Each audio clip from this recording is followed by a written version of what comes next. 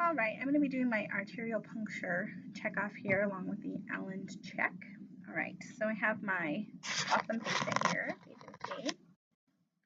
All right, so the first thing I'm going to do is check the chart, make sure that this is what the doctor ordered, see if the patient's on any anticoagulation therapies, check their FaO2, check for any allergies, also if there's any local anesthetic that needs to be put on before I do this. Check all that in the chart first. All right, so what I'm going to do is get my patient, and the first thing that I'm going to do is do a Allen's test. Now what I'm looking for is a good arterial blood flow so that I can get my ABGs. Looking for the ulnar side, which is the pinky side, radial side, which is the thumb side. Feel both those areas for a good pulse. Now the ulnar side, I won't feel as good of a pulse, but as long as I can kind of find it. While I have my thumbs on here, I'm going to have the patient do like 3 to 5 really good fist clenches. Get their fist really white. During that last one, I'm going to release the ulnar, which is the pinky side. I'm sorry, you can't see very good. Release the ulnar, and if their palm flushes back to pink within 3 to 5 seconds, they have a good blood flow. If it takes more like 10 to 15 seconds, I'm probably going to try the other arm, see if I can get a better blood flow, even though I want to try to use the non-dominant hand as much as possible. All right, so after I found out that they had a very good blood flow, it came back pink within 3 seconds. I'm going to use this radial side to do my ABG. Now I have all my stuff here in my gauze, which I'm going to use after I pull the needle out. I have my alcohol prep stuff, iodine, patient label, which is what I'm going to fill out. Before I do this, make sure it gets on the sample when it gets sent off to lab. My stopper, which I'm not going to use, but that's good to have after you've used the needle. I have my needle, which when I use this, it's going to have to be bevel side up is the way to put the needle in. All right, I have my stopper here, which I'll put on after the blood goes in with the heparinized syringe. The heparin is going to make it so that the blood doesn't thicken up or cause any blood clots in there. I'm also Band-Aid to put on the patient. And then my biohazard bag, which is where the sample will go in when it gets sent to lab.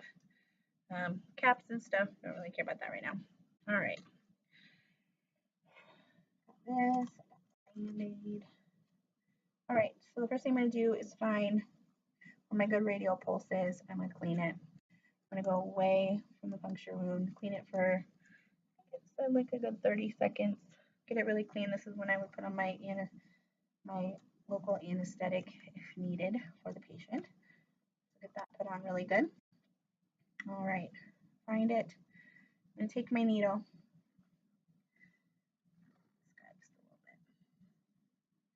Take my needle, and I'm going to want to go in bevel side up at a 45-degree angle. This will give me the best angle to get into the artery. Now, once I found it, I'm just going to go in 45 degrees and push in. You want to get past that hard kind of resistance, get it in there.